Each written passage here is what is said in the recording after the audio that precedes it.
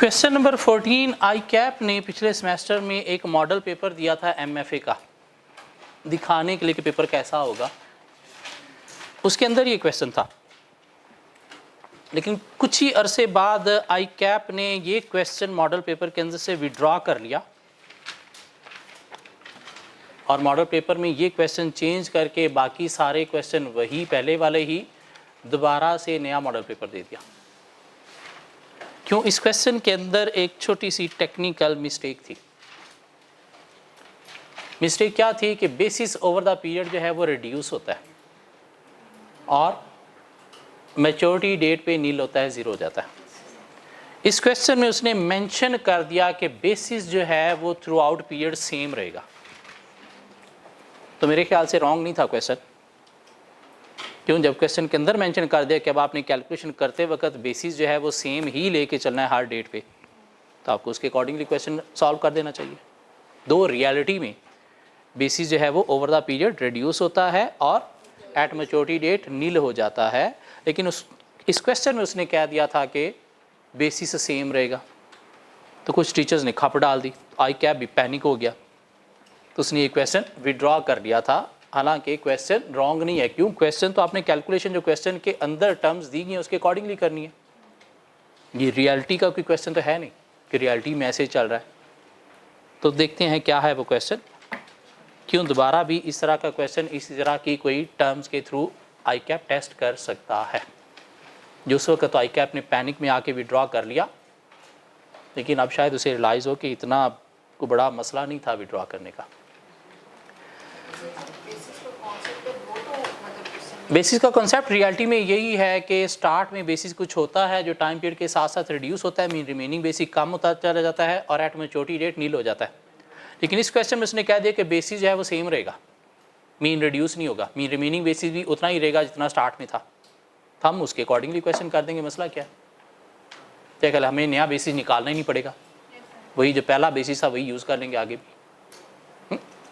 Basis कल हमने एक क्वेश्चन किया था कि हमें हेज डेट का स्पॉट रेट फ्यूचर रेट दोनों दिए गए थे, लेकिन ट्रांजैक्शन डेट का स्पॉट रेट तो था, फ्यूचर रेट नहीं था। उसमें हमने बेसिस का कॉन्सेप्ट यूज़ करते हुए ट्रांजैक्शन डेट का क्या निकाला था, फ्यूचर रेट निकाला था। उसी तरह के ये भी एक क्वेश्चन है, लेकिन वहाँ पे हमने बेसिस रिमेनिंग बेसिस के थ्रू फ्यूचर रेट निकाला था ट्रांजैक्शन डेट पे। इस क्वेश्चन में उसने बताया हुआ है कि बेसिस सेम रहेगा, मीन रिमेनिंग बेसिस भी वही होगा जो इनिशियल होगा, तो उसके अकॉर्डिंगली फ्यूचर रेट निकाला जा सकता है। यहाँ देखें क्या है question. For the purpose of this question assume that the date today is 1 December 2021। Mean आज डेट क्या है? 1 दिसंबर 2021। मीन आज हम जहाँ पे खड़े हैं वो 1 दिसंबर है, दिस मीन हैज डेट ये होगी। क्या कहला? Shahid holding limited SHL is a subsidiary of UK based company. It entered into an agreement to acquire 60% shareholding in a local company, for which it received an advance of GBP 2.5 million from its parent company. Mean Shahid SHL ने क्या किया है कि local company के 60% shares जो है वो ख़रीदे हैं और उसके लिए पैसे उसने लिए हैं कहाँ से? अपनी पेरेंट कंपनी से। कितने? 2.5 million pound. GBP stands for great Britain pound, जिसके लिए ये पाउंड का साइन भी यूज़ किया जाता है, जिसके साथ स्टर्लिंग का वर्ड भी यूज़ किया जाता है। The advance is repayable on 31 मार्च 2022। और आज 1 दिसंबर है, इसने 31 मार्च 2022 को इसकी पेमेंट करनी है। इस पूरे सिनेरियो से समझ के आया कि 4 माह बाद कोई 2.5 मिलियन पाउंड की फॉरेन करेंसी पेमेंट है। 4 माह बाद 2.5 मिलियन पाउंड की फॉरेन करेंसी पेमेंट है। क्या ख्याल है? जो अभी उसने लिए कहाँ से? पेरेंट कंपनी से। कोई कंपनी एक्वायर करने के लिए, हाँ पैसे अभी नहीं थे, पैसे 4 माह बाद इसके पास आने हैं। दिस मीन इसने तो 4 माह बाद पैसे देने हैं। किसको देने हैं? अपनी पेरेंट कंपनी को देने हैं। क्यों? अभी उससे लेके होल्डिंग खरीदी थी। तो 4 माह बाद फॉरेन करेंसी पेमेंट है कितनी? 2.5 मिलियन पाउंड की। समझ आती है बात? मीन सीधा सीधा कहने की बजाय यूँ घुमा के भी आपको बताया जा सकता है कि आप आइडेंटिफाई करें इसमें रिसीट है या पेमेंट है। तो रिसीट अभी हुई है, फ्यूचर में रिसीट नहीं है, रिसीट अभी हुई है, फ्यूचर में क्या है, पेमेंट है। कितनी, 2.5 मिलियन पाउंड की। क्यों, आपने कोई कंपनी खरीदी है तो उसके पैसे आपने 4 माह बाद देने हैं। किसको, उस कंपनी को नहीं, अपनी पेरेंट कंपनी को। क्यों, अभी अपनी पेरेंट कंपनी से लेके खरीद ली। SHL is exploring various options to hedge against any adverse movement in foreign exchange rate, for which the following data is available. Exchange rate on 1 December 2021, आज स्पॉट रेट है 236.46 rupees पर pound to 236.85 पर pound. Direct quote और indirect coat, direct quote और indirect coat, direct quote और indirect coat. मुझे clear answer चाहिए please, shaky answer नहीं चाहिए, क्लियर आंसर चाहिए। डायरेक्ट और इनडायरेक्ट कोट। अगर तो फॉरेन करेंसी 1 है, मीन बेस है, तो ये क्या होगी, डायरेक्ट कोट। हमने पेमेंट करनी है पाउंड में, दिस मीन हमारी करेंसी फिर क्या है, रुपीज़ है। हम कहाँ पे हैं, शाहिद पाकिस्तान में।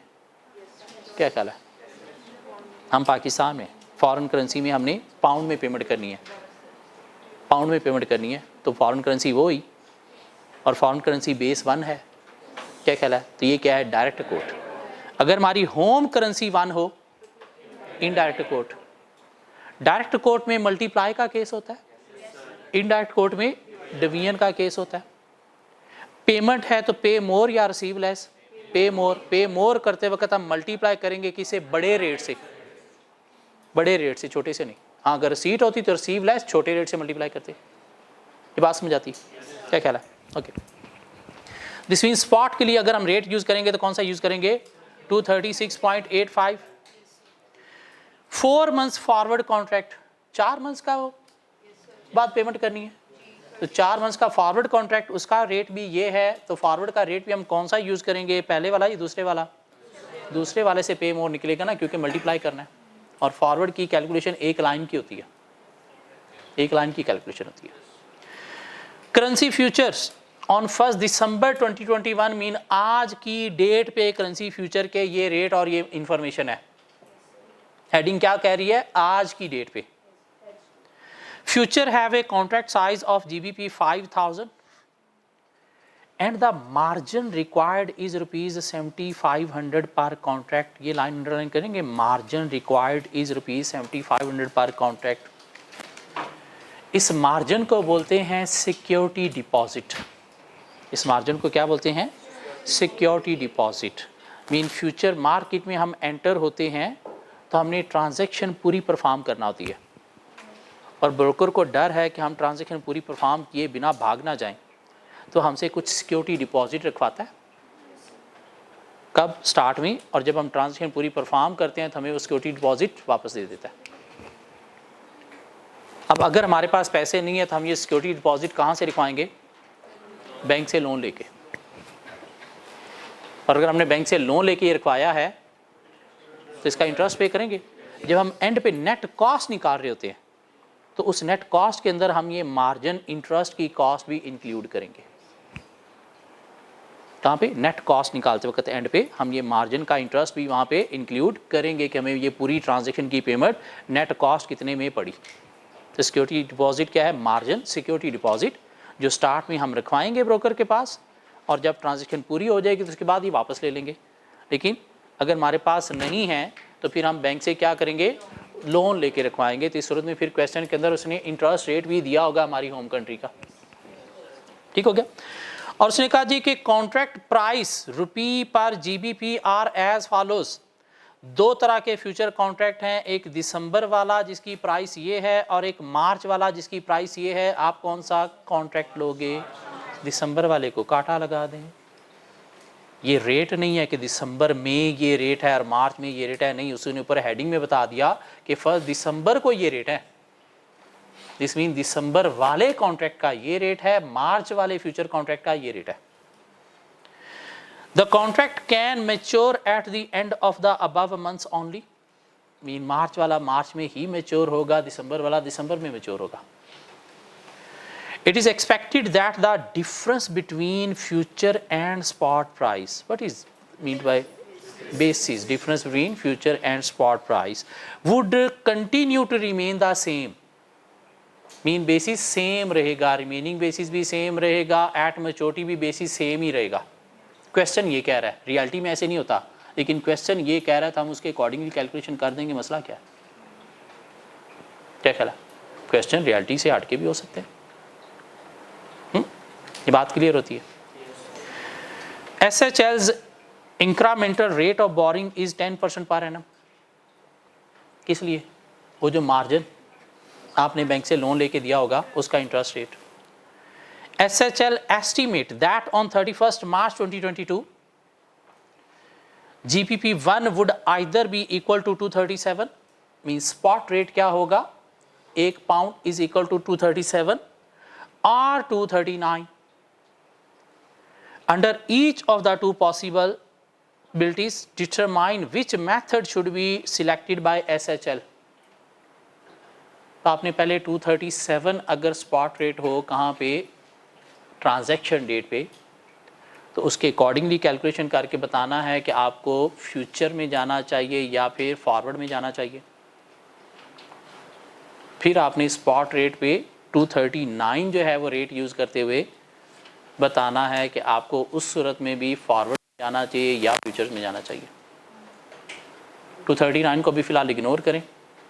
Good luck everybody. प्लीज़ मुझे कैलकुलेशन करके दे देंगे फॉरवर्ड की, फ्यूचर्स की, रेंट पे डिसीजन दे दें कि हमें फॉरवर्ड में जाना चाहिए, फ्यूचर में जाना चाहिए. मीन जिसकी कॉस्ट कम है हमें उस तरफ जाना चाहिए. ट्राई करें प्लीज़. फॉरवर्ड की कैलकुलेशन तो इजी है, एक लाइन की कैलकुलेशन. फ्यूचर के लिए पहले टाइम लाइन बनाएंगे, हेज स्ट्रैटेजी डिफाइन करेंगे, सिलेक्शन ऑफ कॉन्ट्रैक्ट हमने मार्च वाला ले लिया, नंबर ऑफ कॉन्ट्रैक्ट्स हम निकालेंगे, गेन लॉस ऑन फ्यूचर निकालेंगे, buy now sell later, gain loss on spot निकालेंगे, नेट कॉस्ट और इफेक्टिव रेट निकाल देंगे. बल्कि इफेक्टिव रेट तो निकालना नहीं, सिर्फ कॉस्ट की बेस पर आपने डिसीजन लेना है.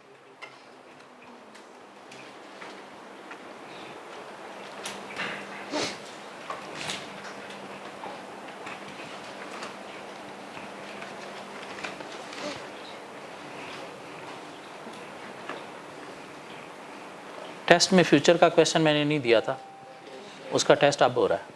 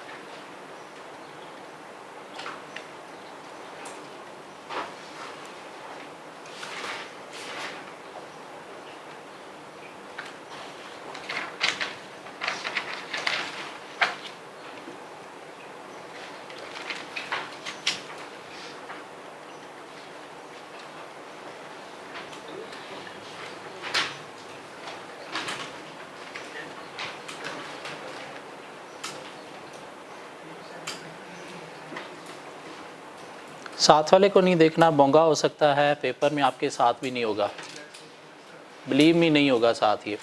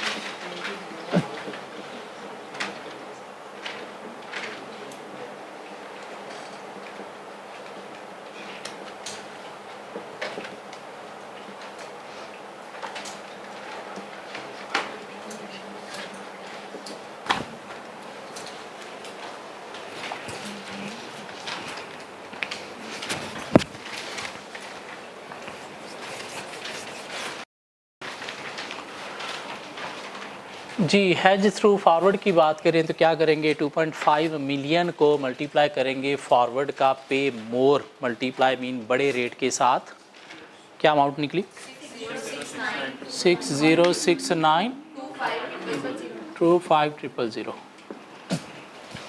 अब हमने कॉस्ट निकालनी है किसकी, फ्यूचर्स की, और देखेंगे अगर इससे लोअर है तो फ्यूचर, अगर इससे हायर है तो forward.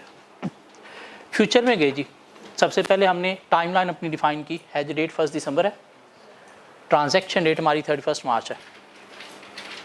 Has strategy buy now sell later, क्यों, फ्यूचर पेमेंट है। चॉइस ऑफ कॉन्ट्रैक्ट मार्च, क्यों, 2 हमें दिए गए, वो जो दिसंबर वाला दिया गया वो दिसंबर का रेट नहीं है। Number of contracts 2.5 million pound, एक कॉन्ट्रैक्ट साइज 5000 है, तो हमारे पास नंबर ऑफ कॉन्ट्रैक्ट्स निकला है कितने, 500। Gain loss on future 500 contract और 5000 ईच। रेट हमें बाय का क्वेश्चन में दिया गया है कितना, 242.17, 242.17। तो प्लीज़ मुझे अमाउंट बताइएगा। 60542500। अब सेल करना है हमने किस डेट पे, 31 मार्च पे फ्यूचर के रेट से, और 31 मार्च का हमें स्पॉट रेट तो दिया गया है 237, फ्यूचर का रेट नहीं दिया गया, ऐसी बात है। 31 मार्च का स्पॉट रेट दिया गया लेकिन फ्यूचर का रेट नहीं दिया गया, तो निकाल लेंगे। कैसे, बेसिस के थ्रू, क्या ख्याल है, बेसिस के थ्रू कैसे, कि स्पॉट है हमारे पास, बेसिस है हमारे पास और फ्यूचर है हमारे पास। तो स्पॉट हमें दिया गया था कितना, पहला स्टार्ट वाला 1 दिसंबर को स्पॉट क्या था, हायर वाला लेना आपने 236.85, और हमारे पास जो फ्यूचर है वो हमें दिया गया है 242.17। What is basis, 5.32। यही बेसिस यूज़ करते हुए अब आपने अगला भी निकाल लेना है, क्या ख्याल है। सो स्पॉट जो है वहाँ पे कितना है 237, बेसिस उसने कहा जी सेम रहेगा, तो फ्यूचर क्या बन गया 242.32।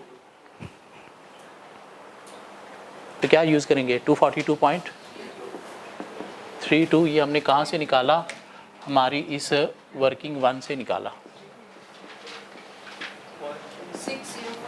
6058 100,000। तो ये आपका आउटफ्लो है, ये इनफ्लो है, तो गेन हुआ कितने का 375,000 का।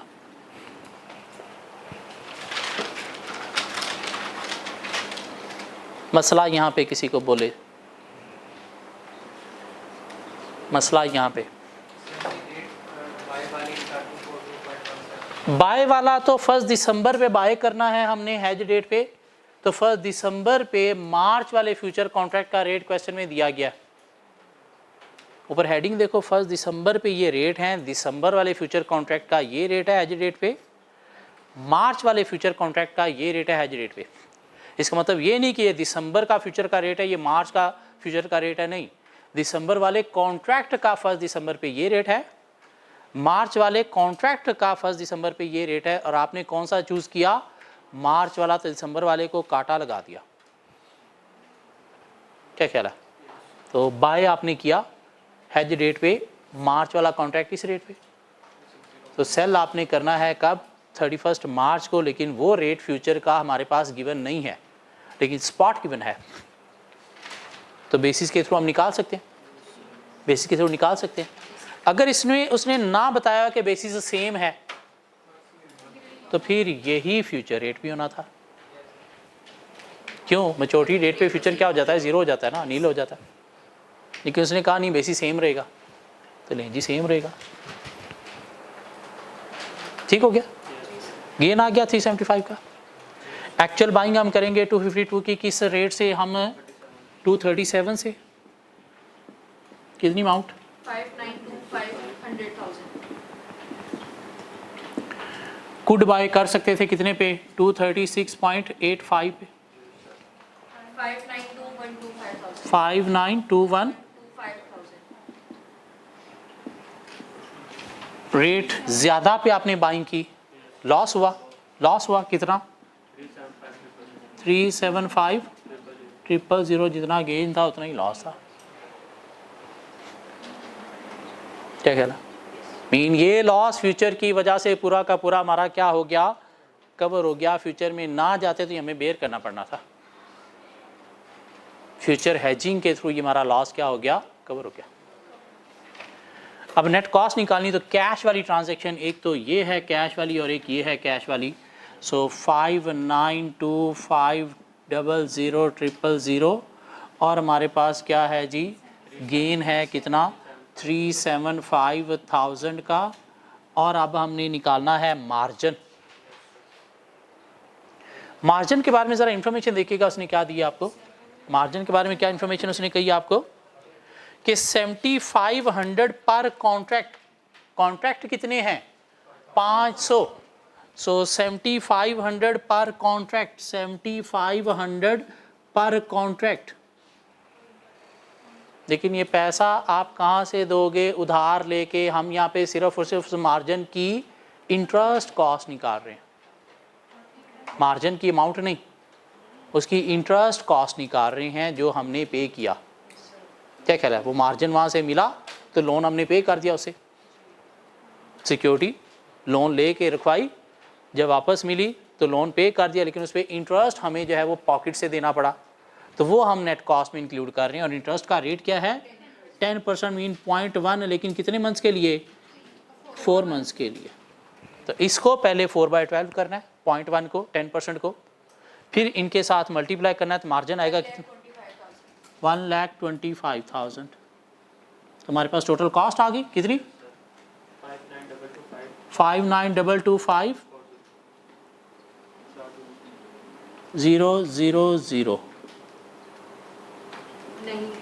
नहीं,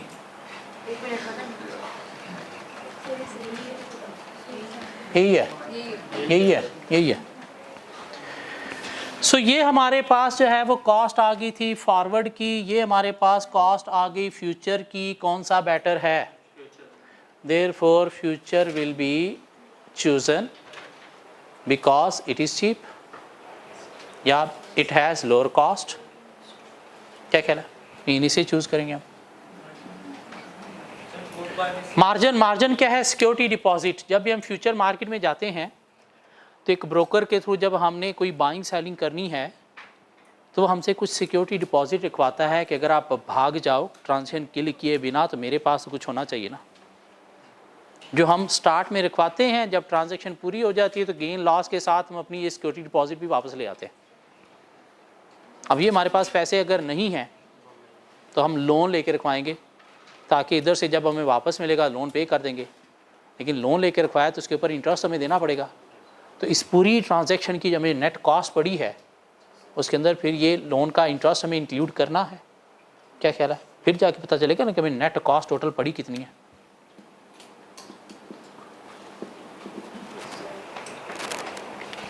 जो अगर क्वेश्चन के अंदर है तो यहाँ पे इंक्लूड करना है उसका इंटरेस्ट, पिछले क्वेश्चन में नहीं था तो इसका कोई ताल्लुक ही नहीं था।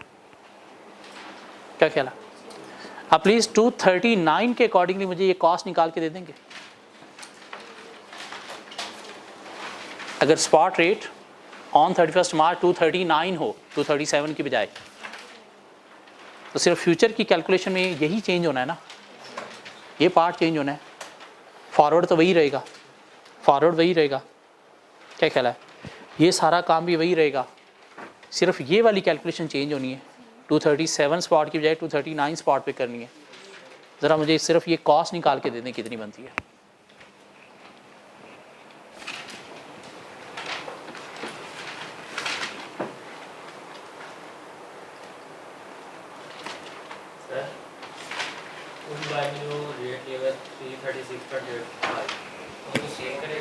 मतलब ये क्या है? वो रेट जिस पे हमने ट्रांजैक्शन डेट पे एक्चुअल बाइंग की, हेज डेट पे जहाँ पे हम खड़े थे उस वक़्त क्या रेट था, तो उस वक़्त ये रेट था।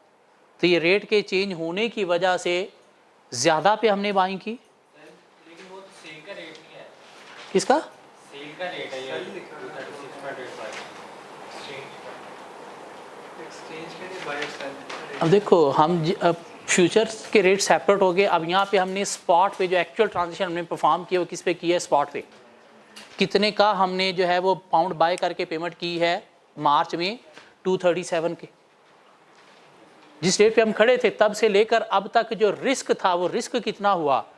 अब इतना, तब इतना रेट था, अब ये रेट है, तो रेट ज़्यादा हुआ है। मैं ये बात कर रहा हूँ कि 36.8 तक जो है हाँ, इसके ऊपर बाय का रेट है कि सेल का रेट है? ये सेल का रेट है, सेल का रेट है, लेकिन हमने क्या करना है? पे मोर में हायर रेट से मल्टीप्लाई करना है। मीन वो जो सेल है एक्सचेंज का सेल, हम क्या करेंगे? उस पर बाय करेंगे। ठीक हो गया? लेकिन ये बाय सेल के कन्फ्यूजन से निकलने के लिए हमने अपना एक गोल्डन रूल बना लिया था, पे मोर रिसीव लेस। मल्टीप्लाई का केस है तो बड़े रेट से मल्टीप्लाई करना है पे करते वक्त। डिवीजन का केस है तो पे करते वक्त छोटे रेट से डिवाइड करना है।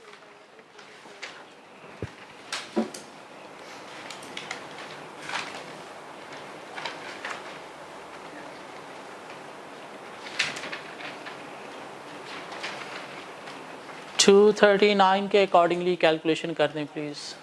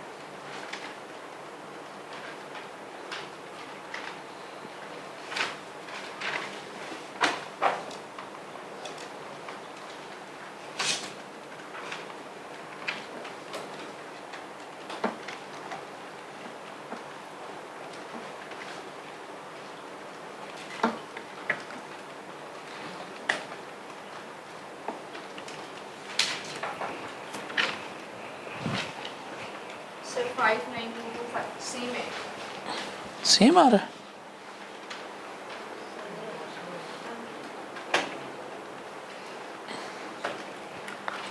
देख लें, मार्जिन सेम होगा। सेम आ रहा है, पक्की बात है।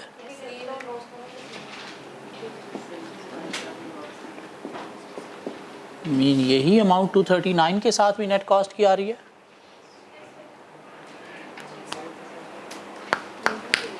कैलकुलेशन क्या कह रही है बाकी लोगों की?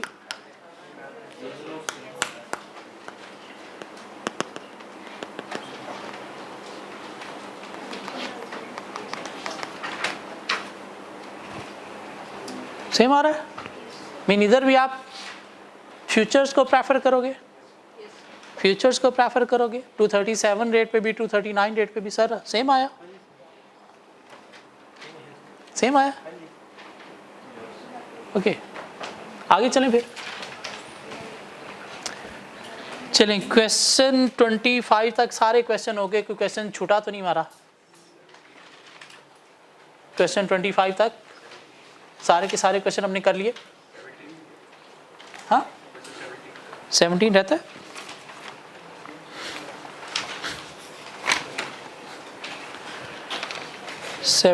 रहता है। क्वेश्चन 17 देखिए please.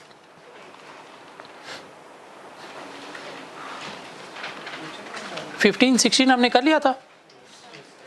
Question 17, Mr. X expect to receive SAR Saudi Riyal 9380 from export customer ART Limited on 10th January 2022. Mean foreign currency receipt है 10 जनवरी को कितनी 9380 रियाल की, ऐसी है। एज्यूम टुडे इज 10 नवंबर, कितने मंथ बाद, दिसंबर जनवरी 2 मंथ्स बाद। सो फॉरेन करेंसी रिसीट है in 2 months and spot rate is 1 riyal is equal to ₹45। Direct code, वैसे भी रेट ही एक है, उसी से मल्टीप्लाई करेंगे।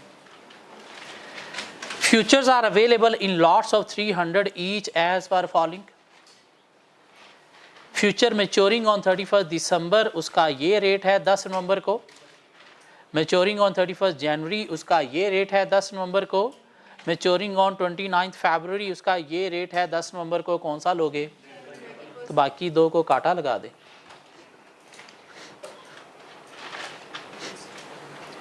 Compute gain or loss on hedging and hedge efficiency.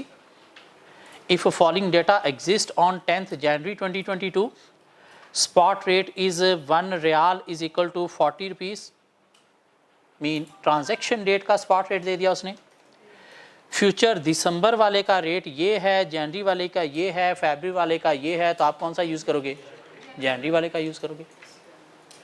क्या कह रहा है? तो क्या चाहिए आपको इसके अंदर सर? टाइमलाइन चाहिए। टाइमलाइन बन गई 10 November to 10 January. Hedge strategy आपको चाहिए, sell now buy later. Choice of contract January. Number of contracts आप निकाल लोगे 9380 डिवाइडेड बाय 300 से। क्या ख्याल है? गेन लॉस ऑन फ्यूचर निकालने के लिए सेल आप करोगे किस डेट पे? हैज डेट पे। रेट क्या होगा? 45.5। और बाय करोगे ट्रांजैक्शन डेट पे, रेट क्या होगा? 40.8। उसके बाद गेन लॉस ऑन स्पॉट भी निकाल लोगे, दोनों रेट दिए गए हैं स्पॉट के, ट्रांजैक्शन डेट भी, हैज डेट के। हैज एफिशिएंसी भी निकाल लोगे, नेट कॉस्ट भी निकाल लोगे, रेट भी निकाल लोगे। इजी क्वेश्चन है, मुझे तो नहीं करवाने की ज़रूरत, मुझे तो नहीं करवाने की ज़रूरत। क्या कह रहा? तो कर दें अभी, फिर क्या करना है अभी, करेंगे।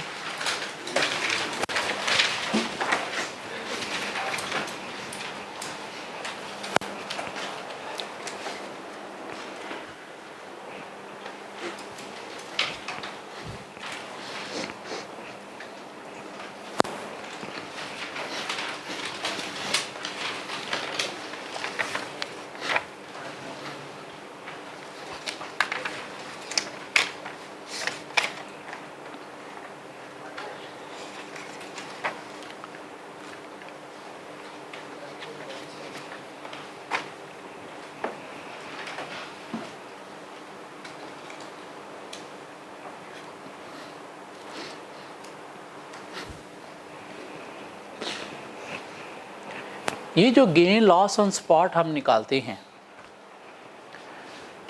इसको निकाले बिना भी हम नेट कॉस्ट निकाल सकते हैं। इसका ताल्लुक कब है? जब हमने हैज एफिशिएंसी निकालनी है। क्यों? हमने ये दोनों कंपेयर करना होते हैं। अगर हैज एफिशिएंसी नहीं आपसे रिक्वायर की गई, जैसे क्वेश्चन 14 था, सिर्फ कॉस्ट ही निकालनी है, तो आप यही कैलकुलेशन जो है वो यहाँ पे कर लो अगर, तो ये पूरा एक स्टेप ख़त्म हो सकता है। क्यों? इसका कोई ताल्लुक ही नहीं था। क्या ख्याल है? यहाँ से लेना क्या था हमने? सिर्फ ये अमाउंट ली थी, तो वही अगर आप अमाउंट ये कैलकुलेट यहाँ पे कर लो। हाँ, ये गेन लॉस हमें निकालना पड़ेगा, क्यों? ये हमने यूज़ करना है। तो ये वाली कैलकुलेशन हम अगर ओमिट कर दें, अगर सिर्फ नेट कॉस्ट और रेट ही निकालना है, मीन हैज एफिशिएंसी नहीं निकालनी, तो स्टेप हमारा कम हो सकता है। हाँ, अगर हैज एफिशिएंसी निकालनी तो फिर ये काम करना पड़ेगा। क्यों? हमने ये दोनों चीज़ें कंपेयर करके इंटू 100 करके परसेंटेज देखना होती है, जो कि ये क्वेश्चन है। अगर हैज एफिशिएंसी नहीं निकालनी तो फिर ये स्टेप हम परफॉर्म नहीं किया करेंगे। क्यों? ये वाली कैलकुलेशन हम यहाँ पे कर लिया करेंगे। ठीक हो गया? लेकिन ये क्वेश्चन जो हम करने जा रहे हैं 17, इसके अंदर हैज एफिशिएंसी निकालनी है, तो इसमें ये स्टेप परफॉर्म करना पड़ेगा। करें ट्राई प्लीज़।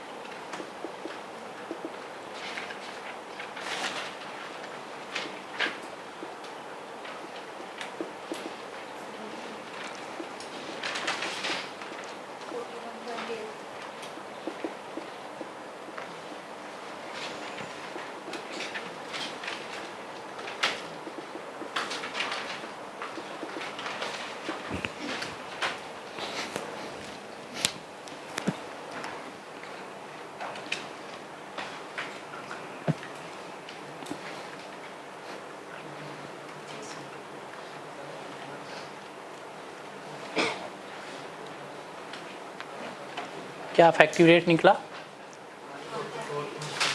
44.7, 41.8। आपका क्या निकला मिस? 44.66। 44.66 की 3 शातें मिली हैं। 41.8 की एक ही शहादत है। 44.66 कंफर्म हो गया। 44.66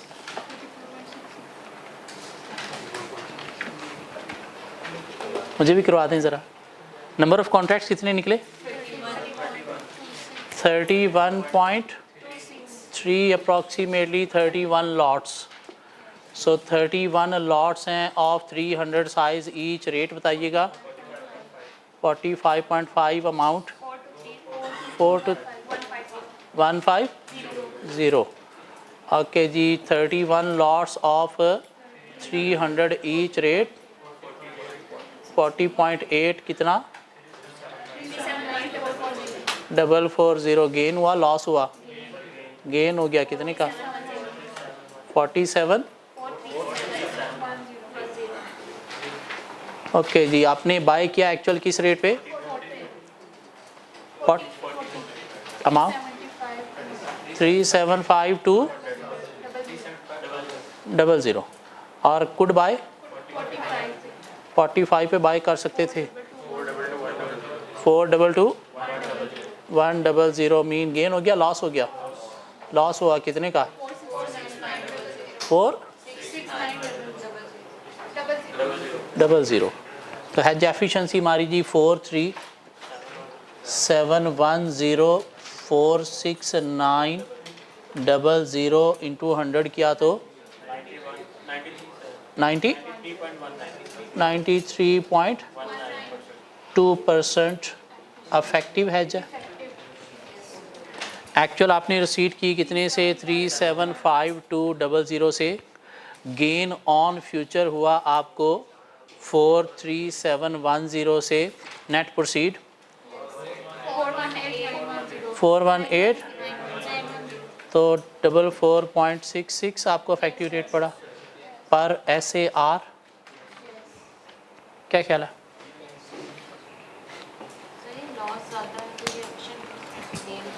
लॉस ज़्यादा है लेकिन गेन कम है। मीन इतना लॉस कवर हो गया, फिर भी सारा लॉस हमें बेयर नहीं करना पड़ा। सारा लॉस हमें बेयर नहीं करना पड़ा। मीन कुछ हद तक तो फ़ायदा हमारा हो गया। क्यों? रेट में देखो तो डिफरेंस अच्छा खासा 5 रुपये का आया, तो कुछ नुकसान तो होना ही होना था। मीन हमें ये ट्रांजेक्शन कितने में पड़ी? 44.66 पे। दो उस वक़्त 45 था, अब हमने 40 पे बेचा, लेकिन हमारा ये इफेक्टिवली कितने पे बेचा? 44.66 से। मीन फ़ायदा ही हुआ हमारा। जी चैप्टर 14 हमने स्टार्ट किया था। पूरे चैप्टर को आज अगर हम वाइंड अप करें, फाइनेंशियल रिस्क मैनेजमेंट। एक बिज़नेस को फाइनेंशियल रिस्क फेस करना पड़ते हैं तो उन्हें कैसे मैनेज करना है। और उसमें अभी तक हम पढ़ रहे थे फॉरेन एक्सचेंज रिस्क मैनेजमेंट के फॉरेन एक्सचेंज की सूरत में जो रिस्क है वो कैसे मैनेज करना है। लेकिन रिस्क मैनेज करने से पहले हमें पता होना चाहिए फॉरेन एक्सचेंज क्या है। फॉरेन एक्सचेंज क्या है? फॉरेन करेंसी की बाइंग या सेलिंग। अगर हमने कोई फॉरेन करेंसी में पेमेंट करनी है तो हम फॉरेन करेंसी बाय करेंगे, सेल करेंगे? फॉरेन करेंसी में पेमेंट करनी तो फॉरेन करेंसी बाय करेंगे, सेल करेंगे? बाय करेंगे। बाय करेंगे कहाँ से? किसी एक्सचेंज से, किसी बैंक से। क्या ख्याल है? क्यों? फॉरेन करेंसी बाय करके फॉरेन करेंसी में पेमेंट करेंगे ना, ऐसे तो नहीं हो जाएगी। बाय करने जब जाएंगे तो एक्सचेंज वाले हमें रेट देंगे दो, एक बाय रेट, एक सेल रेट। लेकिन ये बाय सेल किसका है? हमारा नहीं, एक्सचेंज की तरफ से। ठीक हो गया? मीन एक्सचेंज वाले कहते हैं कि अगर हम बाय करेंगे आपसे फॉरेन करेंसी तो हम आपसे बाय करेंगे लो रेट पे, हम आपको सेल करेंगे तो हम आपको सेल करेंगे किस रेट पे? हाई रेट पे। और हम चूँकि बाय करने जा रहे हैं, एक्सचेंज सेल करने जा रहा है, तो हम कौन सा रेट वहाँ पे यूज़ करेंगे? High rate. पेमेंट करनी है तो पे मोर हाई रेट। क्या ख्याल है? सेल करने जा रहे हैं हम फॉरेन करेंसी, क्यों? हमने फॉरेन करेंसी रिसीव ली है, रिसीट ली है सेल की सूरत में, एक्सपोर्ट की सूरत में, तो लेके हमने क्या करना है? फॉरेन करेंसी तो नहीं ना अपने पास रखनी, उसको अपने रुपये में कन्वर्ट करना है। कैसे? हम फॉरेन करेंसी सेल करेंगे। तो सेल करने जाएंगे तो एक्सचेंज वाले क्या करने जा रहे हैं? बाय, तो लो रेट से मल्टीप्लाई होगा। ठीक हो गया? लो रेट हाई रेट, पेमेंट की सूरत में पे मोर हाई रेट, रिसीट की सूरत में रिसीव लेस लो रेट। क्यों? एक्सचेंज वाले हमें कम देंगे, हमसे लेंगे ज़्यादा। क्या कहला है? मीन फॉरेन करेंसी अगर हम बेचने जाएंगे तो हमें पैसे कम देंगे, अगर हम ख़रीदने जाएंगे तो हमसे पैसे ज़्यादा चार्ज करेंगे, ज़्यादा चार्ज करेंगे तो हाई रेट चार्ज करेंगे। हम जब बेचने गए हैं, हमें उन्होंने पैसे देने हैं फॉरेन करेंसी के अगेंस्ट, तो कम देंगे, मीन लो रेट अप्लाई करेंगे। ये बात हो गई थी। ठीक हो गया? या मसला आ गया, दो रेट हैं। हाँ, अगर तो डायरेक्ट कोट है फिर तो सिंपल सी बात है कि हम बाय करते वक्त सेल वाला रेट उनका अप्लाई करेंगे, सेल करते वक्त उनका बाय वाला रेट अप्लाई करेंगे। अगर डायरेक्ट कोट है, डायरेक्ट कोट का मतलब क्या है? फॉरेन करेंसी बेस है, मीन 1 है, मीन हमारी करेंसी ज़्यादा है, मीन 180 रुपीज़ हैं, और फॉरेन करेंसी क्या है? 1 है, मीन डॉलर 1 है। इसे क्या नाम दिया जाता है? डायरेक्ट कोट का। और डायरेक्ट कोट में मल्टीप्लाई का केस होता है। मल्टीप्लाई का केस है तो पेमेंट की सूरत में फॉरेन करेंसी बाय करनी है तो पे मोर हम लार्जर रेट से मल्टीप्लाई करेंगे। रिसीट की सूरत में फॉरेन करेंसी लेके हमने सेल करनी है तो सेल करने की सूरत में रिसीव लेस छोटे रेट से मल्टीप्लाई करेंगे। लेकिन समटाइम इनडायरेक्ट कोट आ जाती है। इनडायरेक्ट कोट का मतलब क्या है कि होम करेंसी बेस है, हमारी करेंसी 1 है, फॉरेन करेंसी क्या है? नंबर में ज़्यादा है। होम करेंसी बेस है, हमारी करेंसी 1 है, फॉरेन करेंसी नंबर में ज़्यादा है। मीन अगर हम अमेरिका में बैठे हैं, हम कहाँ पे बैठे हैं? अमेरिका में बैठे हैं, और वहाँ से पाकिस्तान कोई चीज़ हमने एक्सपोर्ट की और वहाँ से हमने क्या किया? कोई रिसीव किए रुपये, या पाकिस्तान कोई चीज़ हमने क्या की? इंपोर्ट की और हमने पेमेंट करनी है रुपीज़ में, तो फिर अमेरिका में बैठे हुए डॉलर 1 रुपीज़ कितना? 180। तो एक क्या हुई? अमेरिका में बैठे हुए होम करेंसी या फॉरेन करेंसी?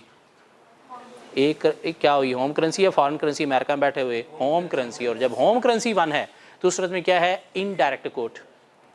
और जब इनडायरेक्ट कोट आ जाए तो फिर वहाँ पे क्या है? डिवीजन का केस। बात ठीक की थी ना मैंने?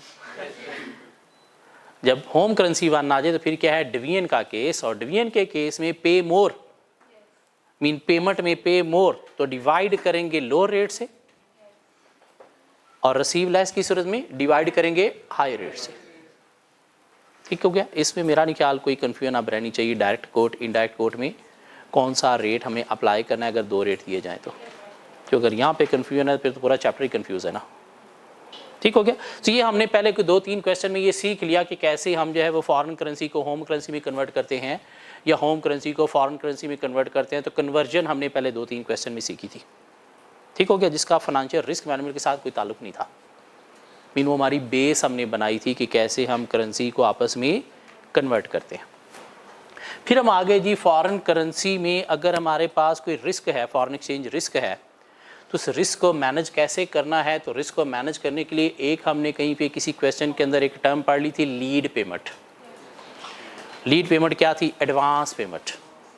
एडवांस पेमेंट क्या है कि आपने 3 माह बाद जो पेमेंट करनी है, अगर डर है 3 माह बाद डॉलर ऊपर चला जाएगा, आज ही पेमेंट करके जान छुड़ा लो। कैसे?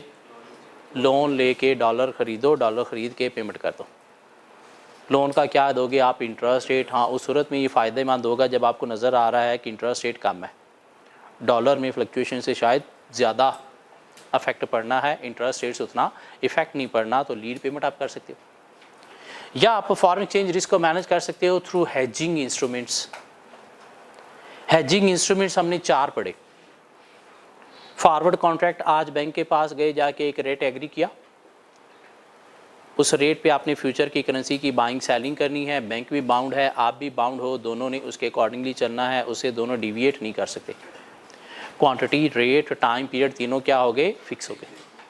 ठीक हो गया? जिसका अगर कोई क्वेश्चन आ जाए तो एक लाइन की कैलकुलेशन है बस।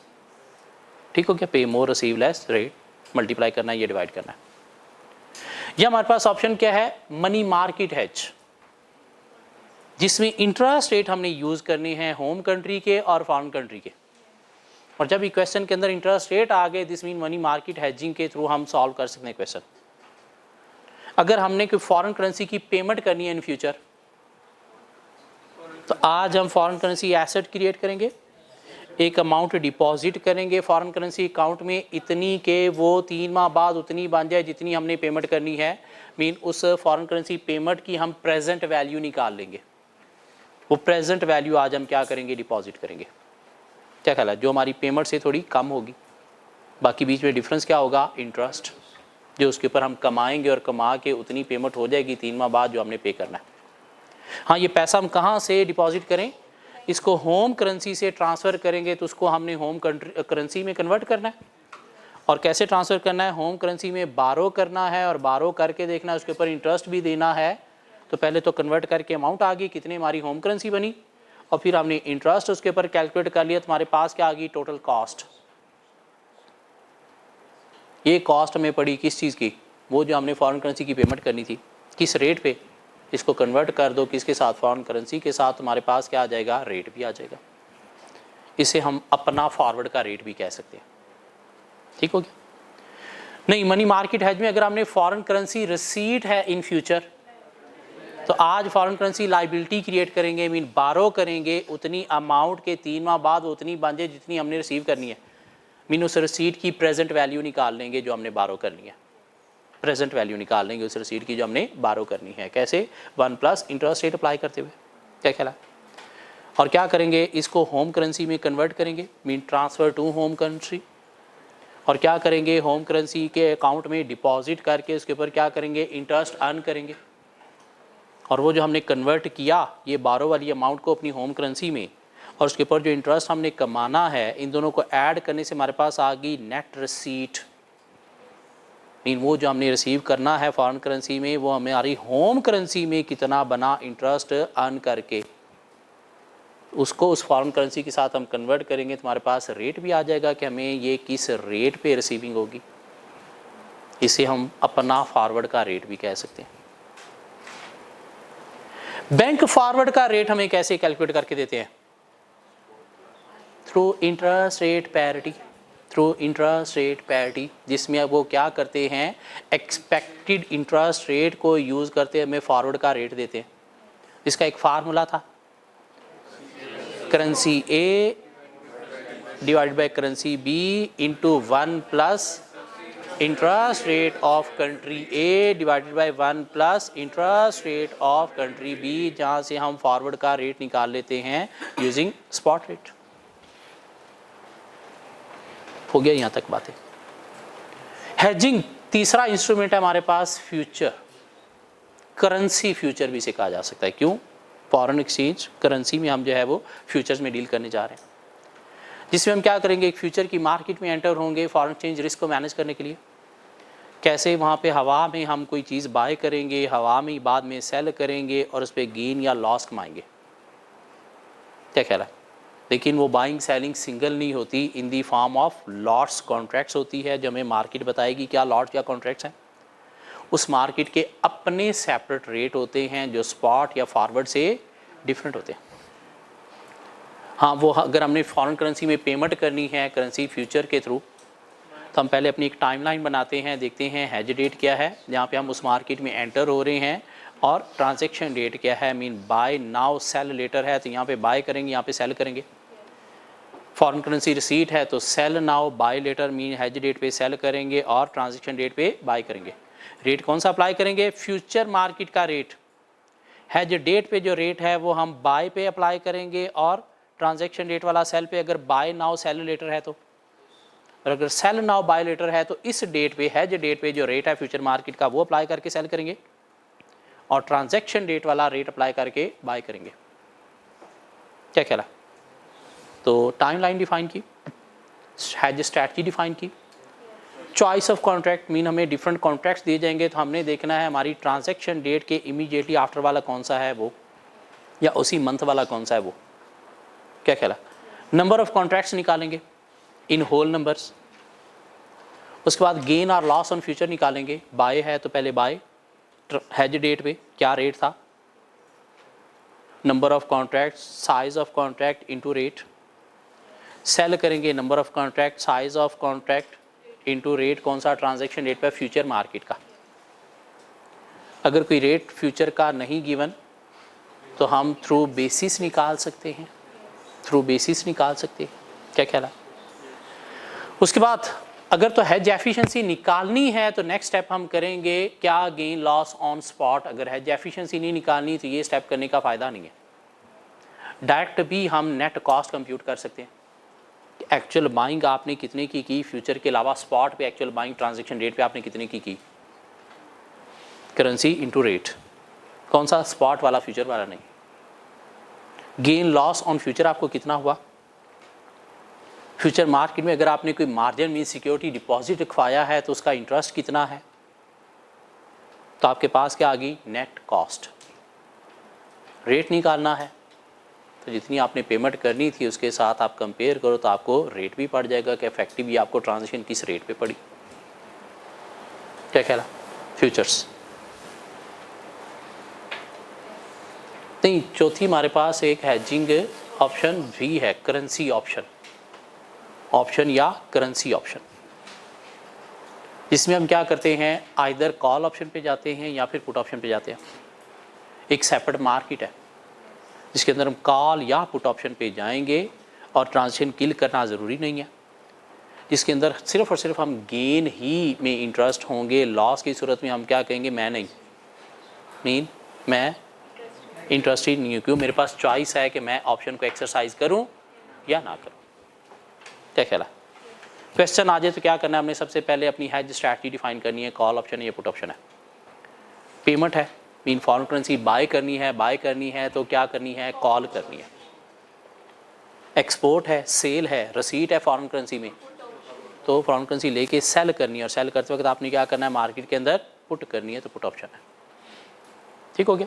उसके बाद हमने क्या करना है जी, चॉइस ऑफ कॉन्ट्रैक्ट, उसी मंथ वाला या लेटेस्ट आफ्टर ट्रांजैक्शन डेट वाला।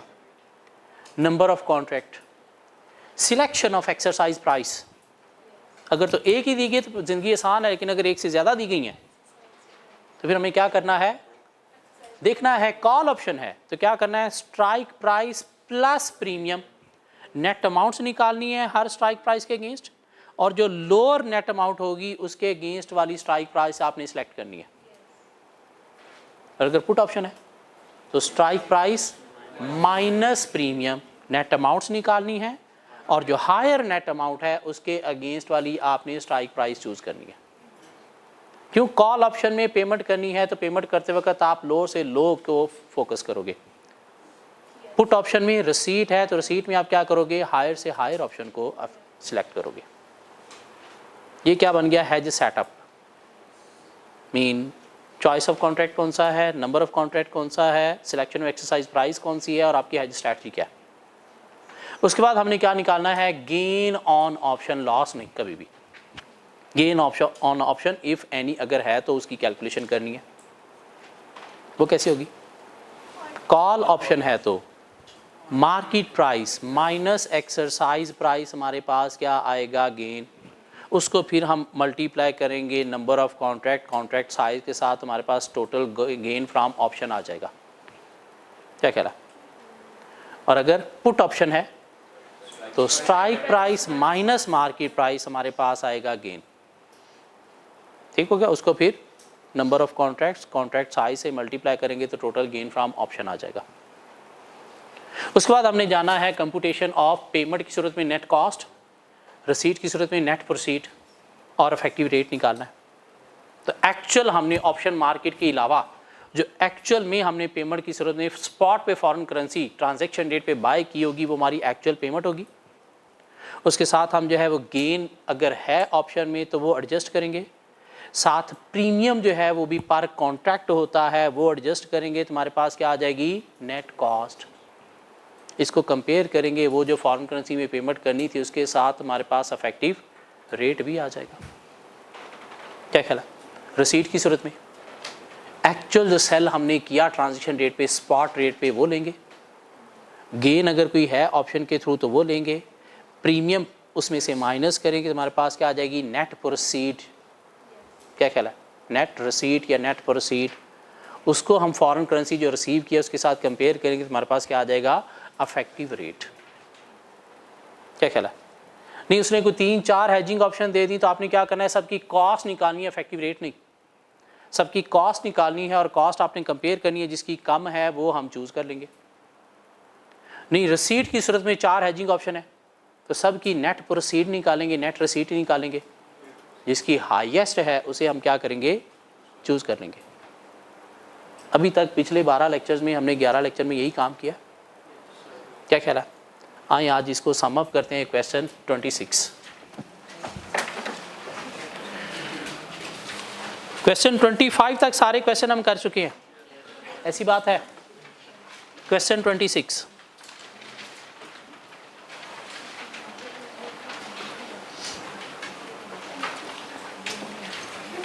assume that today's date is 1st July 2022। आज डेट क्या है, 1st जुलाई 2022 एज्यूम कर लो, मान लो कि आज 1st जुलाई 2022 है। Star automobile limited STL has imported CNG kits from Japan and has to pay an amount of Japanese yen 175 million in 3 months time। तो क्या है, foreign currency payment of Japanese yen 175 million in 3 months time. आज अगर 1st जुलाई है तो कब payment करनी है आपने, जुलाई, अगस्त, सितंबर, मीन 30 सितंबर को। ठीक हो गया। STL intends to hedge the contract against adverse movement in foreign exchange rate and its foreign exchange exposures। The following data are available। Exchange rate quoted on 1st July 2022। आज exchange rate, spot rate, rupees to Japanese yen 1, direct quote, indirect quote, direct quote या indirect quote, direct quote। क्यों, foreign currency 1 है, multiply का case है, payment है पे मोर, छोटे वाले रेट को अभी से ही काट दें, जिंदगी आसान हो जाएगी। उसकी तरफ आपने जाना है, नहीं जाना। क्या ख्याल है, बड़ा वाला रेट लेंगे, मींस एक्सचेंज का सेल हमारा बाय। क्या ख्याल है, कौन सा 1.9339, उसे पहले वाला काट दें, जिंदगी आसान, वरना ये बाद में सॉल्व करते वक्त हमें कंफ्यूज करेगा। उसके बाद 1 month फॉरवर्ड या 3 months forward, 3 months forward 1 month को भी काट दें, और 3 months में भी कौन सा रेट, पे मोर, बड़ा वाला रेट। क्या ख्याल है, तो यहाँ से फॉरवर्ड की कैलकुलेशन हो जाएगी, एक हैजिंग होगी। ये देने का मतलब क्या है, फॉरवर्ड के थ्रू आपने हैजिंग की कैलकुलेशन करनी। नेक्स्ट पेज पे गए। Interest rate available to STL। Japan का बोरिंग इन्वेस्टिंग मीन डिपॉजिट और पाकिस्तान का बोरिंग और इन्वेस्टिंग मीन डिपॉजिट पेमेंट है या रिसीट है। तो आज आप फॉरेन करेंसी एसेट क्रिएट करोगे, फॉरेन करेंसी में डिपॉजिट करोगे, तो कौन सा इंटरेस्ट रेट, बोरिंग या लैंडिंग वाला, लैंडिंग वाला, तो उसका बोरिंग वाला 5% काटा लगा दे, क्योंकि 3% आपने यूज़ करना है। और पाकिस्तान में क्या करना है आपने, बारो करना है, तो पाकिस्तान का इन्वेस्ट वाला 5% काट दें। क्या ख्याल है, तो मनी मार्केट हेज के थ्रू भी आपकी कॉस्ट निकल आएगी, 2 हेजिंग होगी, फॉरवर्ड भी और मनी मार्केट हेज भी। क्या ख्याल है। STL currency future, futures have a contract size of Japanese yen 100,000। Number of contracts निकालने के लिए क्या ख्याल है, 1750 कॉन्ट्रैक्ट्स निकलाएंगे शायद। क्या ख्याल है। And the margin required is ₹1000 पर contract. What is this, what is this, security deposit. Security deposit जो आज हम उधार लेके, अपनी करेंसी में उधार लेके डिपॉजिट करवाएंगे, अपनी करेंसी का इंटरेस्ट रेट दिया गया था कितना, 8%। इसकी कैलकुलेशन कहाँ पे आएगी, नेट कॉस्ट निकालते वक्त बस सिर्फ इंटरेस्ट की अमाउंट हम वहाँ पे क्या करेंगे, ऐड करेंगे। कॉन्ट्रैक्ट प्राइस रुपीज पर जापानीज येन एज फॉलोज। 3 तरह के फ्यूचर कॉन्ट्रैक्ट हैं। जुलाई 2022 वाला जिसकी प्राइस ये है, सितंबर वाला ये, जनवरी वाला ये। आपने कौन सा सिलेक्ट करना है, सितंबर वाला। जुलाई और जनवरी वाले को काटा लगा दें, जुलाई और जनवरी वाले को काटा लगा दें, क्यों, हमारा काम ही इनके साथ भी। The contract can mature at the end of above months only. currency options. Options have a contract size of Japanese yen 250,000. Number of contracts निकालने के लिए. The premium पैसा per rupee payable on various option and the corresponding strike price are shown below. Strike price आपके पास 3 है, 1.90, 1.91, 1.92. This mean आपको select करना पड़ेगी. आप कॉल ऑप्शन पे जाओगे, पुट ऑप्शन पे जाओगे. पुट वाले दोनों कॉलम काटा लगाएं पहले. कौन सा कॉन्ट्रैक्ट लोगे, जुलाई वाला सितंबर वाला? जुलाई वाले को काटा लगा दें तो आपके पास प्रीमियम आ गए. लेकिन ये प्रीमियम दिए गए हैं पैसा में, आपको इन्हें रुपये में कन्वर्ट करना पड़ेगा. रुपये में कन्वर्ट करने के लिए डिवाइडेड बाय 100 करना पड़ेगा. क्या ख्याल है? डिवाइड बाय 100 करना पड़ेगा. मीन ये 0.0355 बन जाएगा, 0.0232 बन जाएगा और 0.0115 बन जाएगा. क्या ख्याल है? क्यों? हमने सिलेक्शन ऑफ प्राइस में क्या करना है, कॉल ऑप्शन है ऐड करना पड़ेगा एक्सरसाइज प्राइस प्लस प्रीमियम, और नेट अमाउंट में से हम देखेंगे जो लोअर है उसके अगेंस्ट वाली स्ट्राइक प्राइस चूज करेंगे.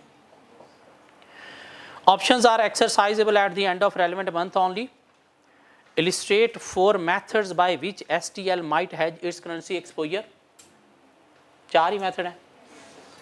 And recommend which method should be selected. और उसके बाद आपने रिकमेंड भी करना है कौन सा मेथड सेलेक्ट किया जाए. Good luck everybody. आज आपका टेस्ट है. टेस्ट में फ्यूचर और ऑप्शन का टेस्ट नहीं ना हुआ था. ट्राई करें please. Hedging through forward, hedging through money market, hedging through future, hedging through option.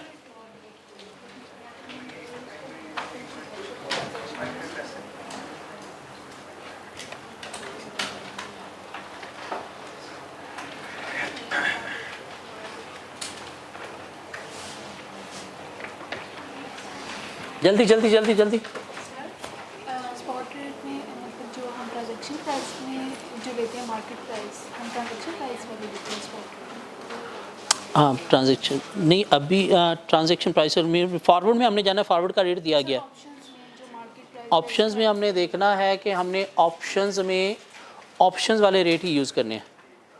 इसमें स्पॉट रेट मतलब इसमें जो हम मार्केट प्राइस कौन से लेते हैं ऑप्शन? अभी देखते हैं, पहले 2 करें, अगले 2 करवाता मैं. चॉइस ऑफ कॉन्ट्रैक्ट जो है उसमें ट्रांजैक्शन डेट वाला भी गिवन हो और उससे ज़्यादा इमीडिएट भी गिवन हो. हम ट्रांजैक्शन डेट वाला कॉन्ट्रैक्ट, ट्रांजैक्शन डेट वाला, क्योंकि उसी मंथ वाला लेंगे.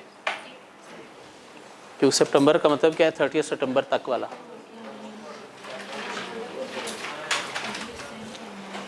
जल्दी जल्दी जल्दी जल्दी. फॉरवर्ड और मनी मार्केट है जो विद इन 5 मिनट्स कैलकुलेशन होनी चाहिए दोनों की कॉस्ट. हो भी गया ताकि फ्यूचर और ऑप्शन भी कर लिया है.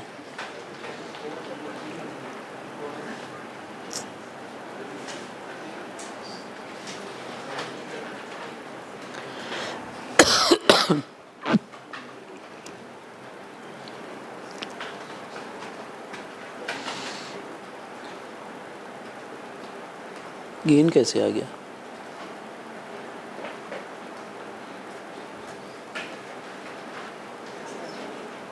ये क्यों किया ऐसे? ये वही अमाउंट आ गई. ये कैलकुलेट करके देखो, सेम यही अमाउंट बनती है.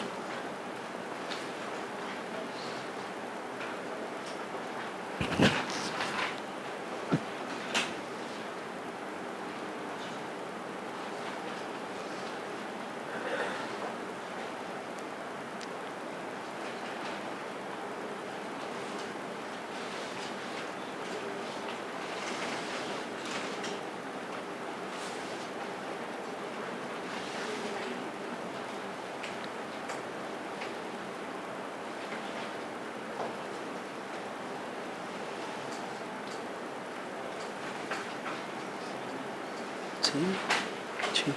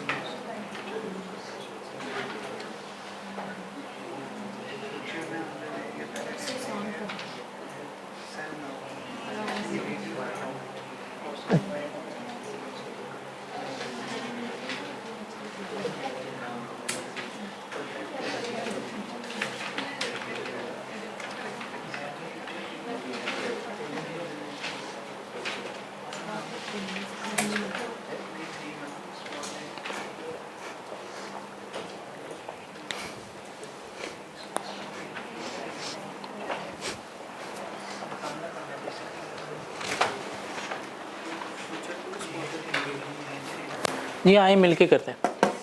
फॉरवर्ड का मुझे रेट बताइएगा कौन सा अप्लाई करेंगे। 9493 कितना कॉस्ट आई?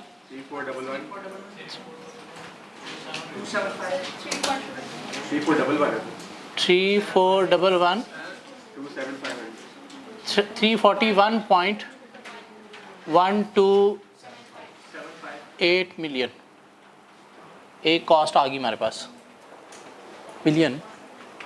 हाँ, hedging through money market foreign currency asset create करेंगे आज क्योंकि पेमेंट है, क्या ख्याल है? तो इसकी मुझे प्रेजेंट वैल्यू बता देंगे कितनी? 0.69 मिलियन जापानीज येन। इसको अगर हम रुपीज़ में कन्वर्ट करें 173.69 इंटू 9339 कितना बना? 335.91 मिलियन रुपीस। अब हम बारो करेंगे तो इसका हमने इंटरेस्ट के साथ नेट कॉस्ट निकालनी है, क्या ख्याल है? सो क्या करेंगे जी, ये 335.91 है, इसको मल्टीप्लाई कर देंगे 1 प्लस इंटरेस्ट रेट क्या था होम कंट्री का 0.08 इंटू 3/12 किया, तुम्हारे पास नेट कॉस्ट आ गई कितनी? 342.63 मिलियन। दो कॉस्ट आ गई, इनमें से कौन सी अच्छी ऑप्शन है? फॉरवर्ड अच्छी ऑप्शन है, ठीक हो गया। अब आगे जी हम फ्यूचर्स के through hedge date transaction date define होगी, hedge strategy buy now sell later है, चॉइस ऑफ कॉन्ट्रैक्ट 30 सितंबर है, नंबर ऑफ कॉन्ट्रैक्ट 1750 लॉट्स हैं। अब आगे gain loss on future mean हमें पहले क्या करना है, बाय करना है क्या 1750 कॉन्ट्रैक्ट ऑफ 100,000 ईच, जिसका रेट हमें दिया गया है 1 सितंबर फ्यूचर का 1.94।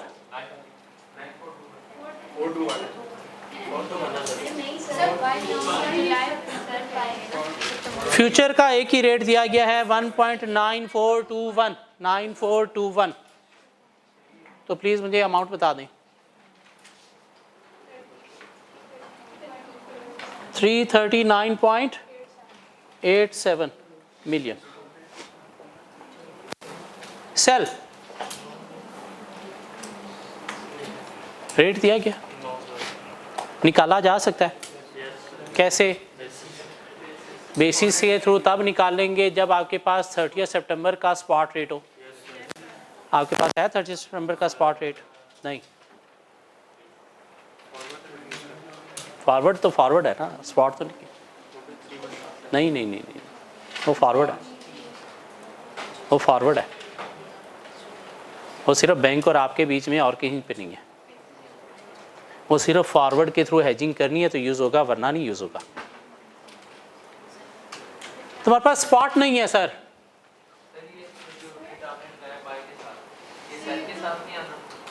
सर हेज डेट पे ये रेट है,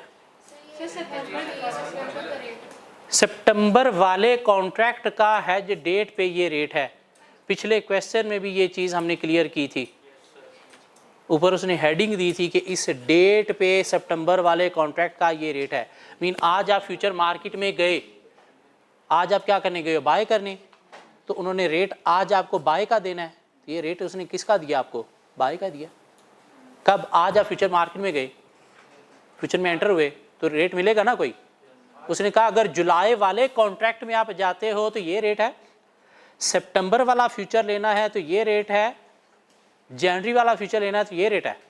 आपने कौन सा फ्यूचर लेना है, तो सितंबर वाले का रेट। कब, आज, आज रेट क्या है, ये बाय आपने आज ही करना है। क्या कहला, बाय आपने आज ही करना है। लेकिन ट्रांजैक्शन डेट पे 30 सितंबर को फ्यूचर का क्या रेट है वो क्वेश्चन में गिवन नहीं है। पिछले में क्वेश्चन में भी गिवन नहीं था, लेकिन फिर स्पॉट गिवन था इस डेट पे, तो हमने बेसिस के थ्रू वो निकाल लिया था, लेकिन यहाँ पे स्पॉट भी गिवन नहीं है, स्पॉट भी गिवन नहीं है। इस डेट पे बेसिस 0 होगा, लेकिन स्पॉट हो तो हम कहेंगे चलो फ्यूचर यही है, स्पॉट भी नहीं है। हाँ, अब गेन लॉस नहीं निकल सकता, नहीं निकालेंगे। कॉस्ट कैसे निकालेंगे, एक्चुअल बाइंग, एक्चुअल बाइंग भी कहां पे होनी है, यहां पे, किस पे, स्पॉट पे। क्या स्पॉट अवेलेबल है, नो। और जब स्पॉट अवेलेबल ना हो तो हम एक्चुअल बाइंग जो है वो फ्यूचर वाले रेट पे ही कर लेंगे। इस क्वेश्चन में जब स्पॉट नहीं है, due to absent of spot, actual buying will be on futures rate. कैसे, एक्चुअल जो बाइंग करनी है वो तो हमने करनी है किस चीज़ में, अपनी वो जो पेमेंट करनी है उसमें, वो कितना है 175 मिलियन, तो रेट कौन सा अप्लाई कर देंगे, यही 1.9421। देखिएगा यही आ जाएगा 339.87 मिलियन। अब इसके साथ गेन या लॉस ऑन फ्यूचर हम एडजस्ट करते थे, वो तो निकला नहीं, तो कोई और चीज़ एडजस्ट करनी है। यस सर, प्रीमियम का इंटरेस्ट आपने जो है वो इंटरेस्ट ऑन प्रीमियम, प्रीमियम था कितना सर, कितना 1000 पर कॉन्ट्रैक्ट के 10,000 पर कॉन्ट्रैक्ट, 1000 पर कॉन्ट्रैक्ट। कॉन्ट्रैक्ट कितने आपने निकाले सर, 1750। क्या रेट है अप्लाई करोगे, 0.08, कितने मंथ्स के लिए, 3/12 के लिए, तो ये ज़रा बताइएगा 0.035 मिलियन, 0.035 मिलियन, क्या कह रहा है ये 0.0035 मिलियन, 0.035 मिलियन। तो आपके पास कॉस्ट आ गई, नेट कॉस्ट कितनी, 339.805 के 905 मिलियन। 3 कॉस्ट आ गई आपके पास सर, फॉरवर्ड की, मनी मार्केट हेज की और फ्यूचर की। सबसे लोएस्ट किसकी है, फ्यूचर्स। इसके साथ बेशक यहाँ पे एक नोट दे देना है, यहाँ पे एक नोट दे देना है,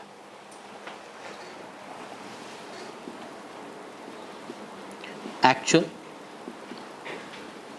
बाइंग ऑन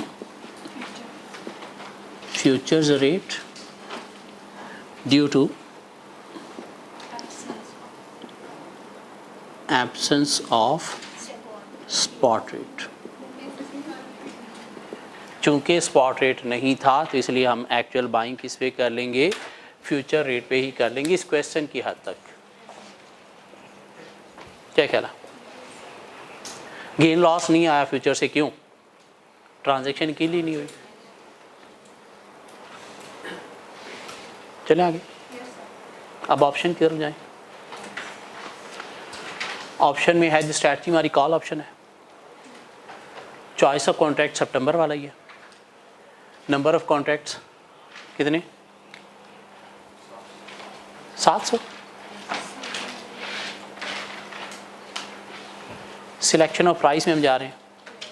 3 एक्सरसाइज प्राइस दी गई हैं, साथ 3 प्रीमियम दिए गए हैं। कॉल ऑप्शन है तो हम क्या करेंगे, दोनों आउटफ्लो हैं तो क्या करेंगे, ऐड करेंगे।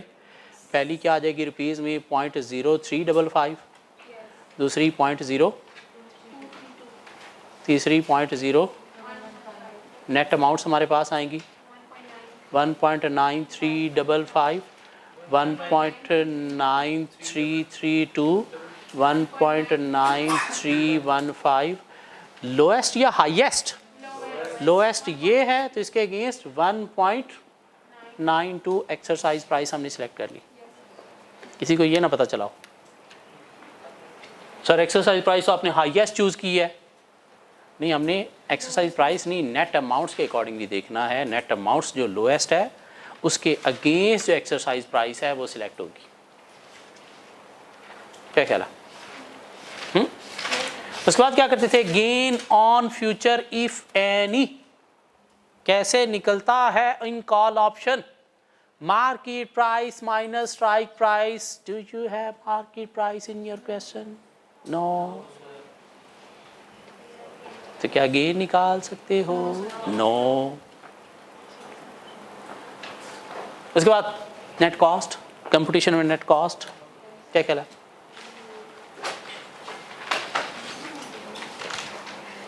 अब यहाँ पे भी क्या करेंगे, हमारे पास जब एक्चुअल प्राइस ही नहीं है मार्केट की, हमारे पास स्पॉट रेट ही नहीं है, तो हम क्या करेंगे, ऑप्शन वाली प्राइस पे ही क्या कर लेंगे, एक्चुअल पेमेंट करेंगे।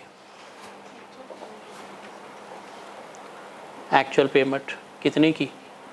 175 मिलियन की ऑप्शन वाली प्राइस 192। कितना?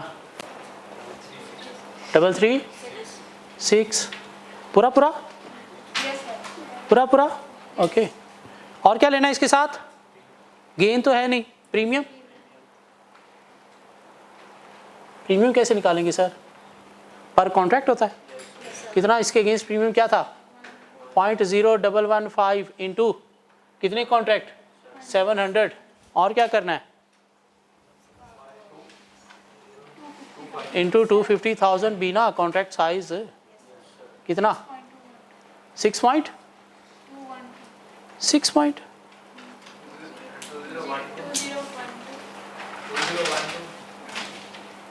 2012 500। इसको मिलियन में कन्वर्ट करो ना, इसको मिलियन में कन्वर्ट करके दो मुझे। 2.0125 तो क्या बन गया? 338.0125 मिलियन नेट कॉस्ट। इसमें भी साथ नोट दे देंगे क्या? क्या नोट देंगे? Actual buying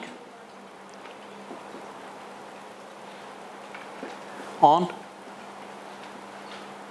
options price due to absence of spot rate। किसे सिलेक्ट करोगे आप? उन तीनों में से तो आपने फ्यूचर को सिलेक्ट किया था, अब यहाँ पे किसको सिलेक्ट करोगे? ऑप्शन को सिलेक्ट करोगे। सो पार्ट 2 जो है आपका options will be selected।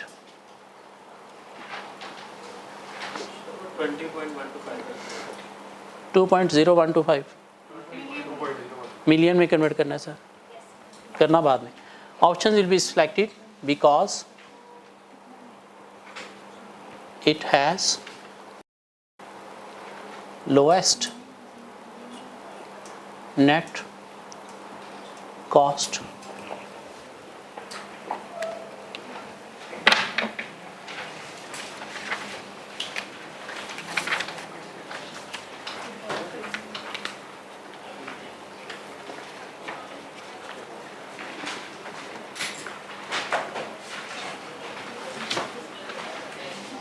Mean ये थोड़ा डिफरेंट क्वेश्चन था, उसने हमें फ्यूचर्स और ऑप्शंस के अंदर कंप्लीट डेटा नहीं प्रोवाइड किया हुआ था।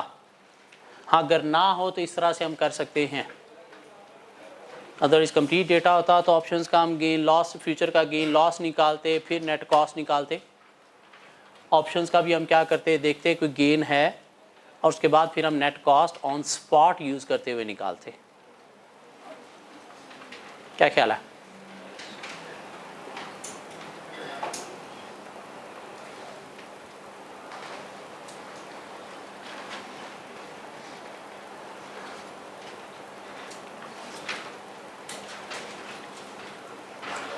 चलें आगे।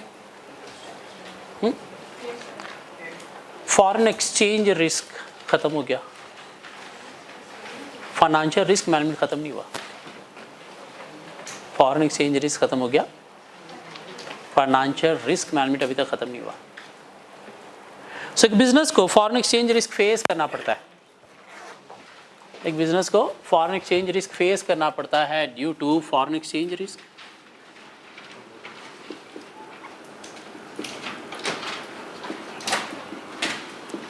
Due to interest rate risk,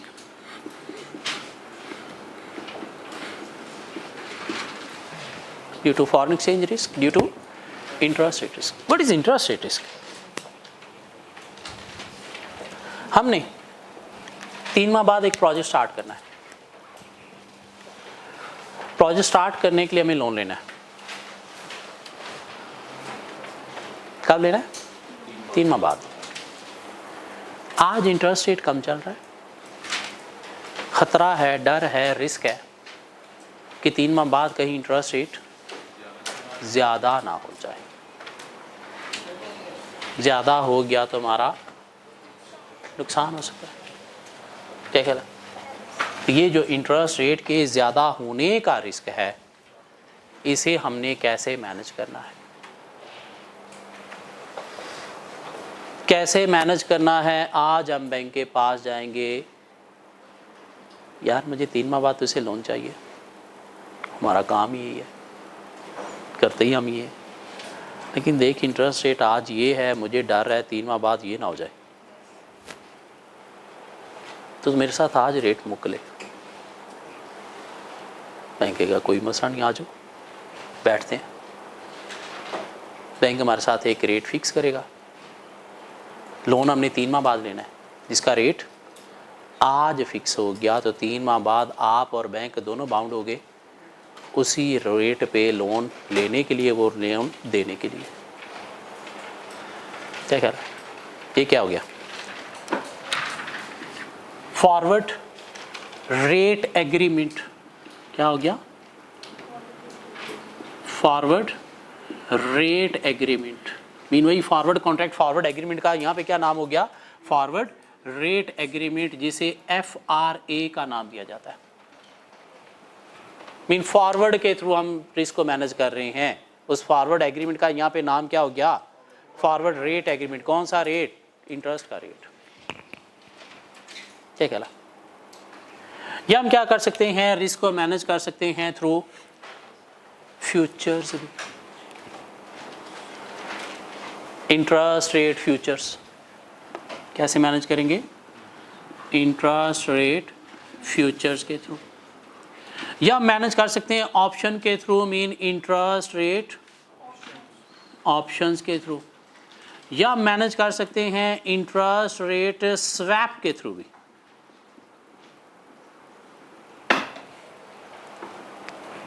mean interest rate risk को मैनेज करने के 4 हमारे पास हेजिंग इंस्ट्रूमेंट है।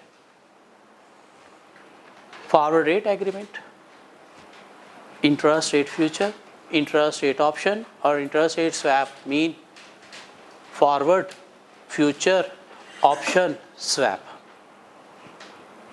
ये हमारे सिलेबस में ही नहीं है। बाकी 3 हम ऑलरेडी पढ़ चुके हैं, तो वही सब कुछ है। बैंक के साथ एग्री कर लिया, उसी रेट पे कैलकुलेशन हो जाएंगी। ये फ्यूचर मार्केट में जाके हवा में मैंने आज इतना जो है वो करेंसी का लोन लिया, आज इतना लोन दिया। क्या ख्याल है? आज मैंने इतने लोन की कॉल ऑप्शन दी, आज मैंने इतने लोन की पुट ऑप्शन दी। गेन या लॉस? क्या ख्याल है? इसमें दोनों काम करना पड़ेंगे, इसमें एक ही। ये बात समझ आती है? फॉरवर्ड बैंक के साथ जो एग्री हो गया रेट, फ्यूचर मार्केट में जाके बाय सेल दोनों, ऑप्शन मार्केट में जाके कॉल या फिर पुट ऑप्शन। स्वैप हमारे सिलेबस में नहीं है। मनी मार्केट हेज वो तो यूजिंग इंटरेस्ट रेट था ना, तो वो करेंसी में तो है, इधर नहीं है, कि उधर तो इंटरेस्ट रेट रिस्क को हम मैनेज करने जा रहे हैं। यूजिंग इंटरेस्ट रेट नहीं भाई, वही तो हम कर रहे हैं। क्या ख्याल है? ये बात समझ आती? कुछ बातें और कॉल नहीं। आज हमने बैंक के साथ एग्री किया एक रेट। बैंक ने कहा जी रेट क्या है आपको, मैं जो है वो दूंगा रेट सपोज कितना 6%। फॉरवर्ड के थ्रू एग्री हो गया 6%। क्या ख्याल है? जब आप लोन लेने गए उस वक्त सपोज मार्केट में रेट चल रहा है 8.5%। कितना? 8.5%। बैंक ने आपके साथ क्या एग्री किया? 6%। आप जो लोन लोगे वो आप लोगे 8.5% पे ही। बीच में जो डिफरेंस है वो कितना है? 2.5%। ये बैंक आपको क्या करेगा? कंपनसेट करेगा। मीन इतना बैंक पे करेगा। आपको इफेक्टिवली क्या रेट पड़ेगा? 6%। नहीं, लोन लोगे आप 8.5% पे, कैलकुलेशन आपकी होगी 8.5% पे, लेकिन टोटल जो कॉस्ट आ गई इंटरेस्ट की, उसमें से आप क्या करोगे? बैंक की तरफ से इतना आपको कंपनसेट होगा, वो माइनस करके आपके पास इंटरेस्ट की अमाउंट आ जाएगी। बात समझ आती है? थोड़ी बातें और करते हैं। आज आप बैंक के पास गए कि भाई मुझे 3 माह बाद तुझसे लोन चाहिए। कितने माह के लिए? 6 माह के लिए।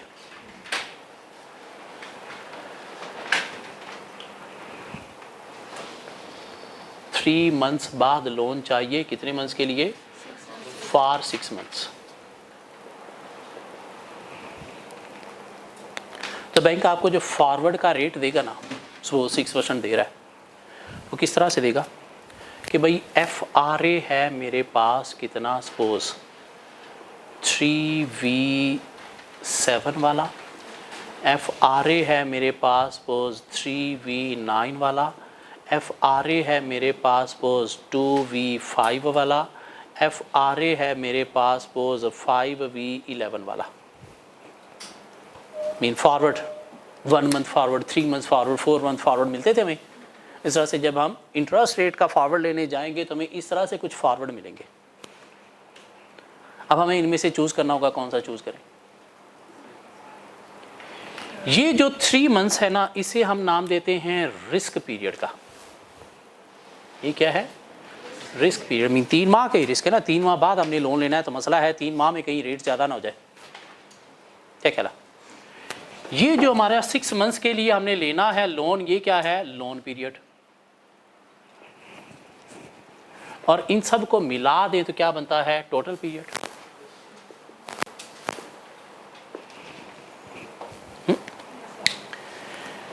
3V7 का मतलब क्या है कि 3 रिस्क पीरियड है और 7 लोन पीरियड नहीं, टोटल पीरियड है। लोन पीरियड इसमें कितना हुआ? 4 माह। हमने लेना है 3 माह बाद 6 माह के लिए लोन, तो कौन सा फॉरवर्ड चूज करोगे? 3V9। क्यों? टोटल पीरियड कितना होगा? 3 + 6 9, और रिस्क पीरियड कितना है? 3। इसका मतलब क्या है? 2 माह का रिस्क पीरियड है और 3 माह वाला लोन है। इसका मतलब क्या है? 5 माह का रिस्क पीरियड है और 6 माह के लिए लोन लेने जा रहे हैं। क्या ख्याल है? मीन फॉरवर्ड बैंक से जब हम लेने जाएंगे तो इस तरह से फॉरवर्ड हमें मिलेंगे, तो हमें चूज करना होगा कौन सा फॉरवर्ड जिसके रेट होंगे। सपोज इसका रेट है कितना? 5.5%, इसका रेट है 6%, इसका रेट है 6.9%, इसका रेट है सपोज 7.1%। तब कैलकुलेशन में आपने कौन सा रेट यूज़ करना है? इस तरह से क्वेश्चन में आपको 4 फॉरवर्ड दे दिए, तो फिर हमें देखना पड़ेगा हमें फॉरवर्ड कौन सा लेना है, तो वही रेट हम कैलकुलेशन में क्वेश्चन में यूज़ करेंगे। क्या ख्याल है? पहला रिस्क पीरियड, और दूसरा total period mean risk plus lone period. तो हमें चाहिए 3 माह बाद, मीन रिस्क पीरियड हमारा 3 है, कितने माह के लिए? 6 माह के लिए लोन, जिसमें टोटल पीरियड कितना बन गया? 3 + 6 9। तो हम कौन सा फॉरवर्ड लेंगे? 3v9 वाला। ये बात समझ आती है? सो इंटरेस्ट रेट रिस्क कैसे मैनेज होगा? फॉरवर्ड के थ्रू, फ्यूचर के थ्रू, ऑप्शन के थ्रू। स्वैप हमारे सिलेबस में नहीं है। फॉरवर्ड वही है, बैंक के साथ आज हमने एक एग्रीमेंट किया रेट का, 3 माह बाद हमने लोन लेना है तो उसी रेट पे लेंगे। हाँ, अगर 3 माह बाद इंटरेस्ट रेट ये है तो लोन हम इसी इंटरेस्ट रेट पे लेंगे, लेकिन बाकी जो डिफरेंशियल है वो बैंक हमें क्या करेगा? कंपनसेट करेगा। कौन कंपनसेट करेगा? फॉरवर्ड पार्टी कंपनसेट करेगी। Forward party will compensate. Forward party कौन है? बैंक जिसने हमें फॉरवर्ड दिया था। क्या ख्याल है? और फॉरवर्ड लेते वक्त वो हमें इस तरह के फॉरवर्ड देगी, 2v5, 3v9, 7v11, 5v11। तो हमने देखना है कि हमारा रिस्क पीरियड कितना है, मीन कितने मंथ्स का हम रिस्क कवर कर रहे हैं फॉरवर्ड के थ्रू, और लोन पीरियड और रिस्क पीरियड मिला के टोटल पीरियड कितना है। तो उसमें से देखेंगे फिर हमें कौन सा फॉरवर्ड चूज़ करना है और उसका रेट क्या है जो हमें जिस पे कैलकुलेशन करनी है। बस आज इतना हज़म कर लो।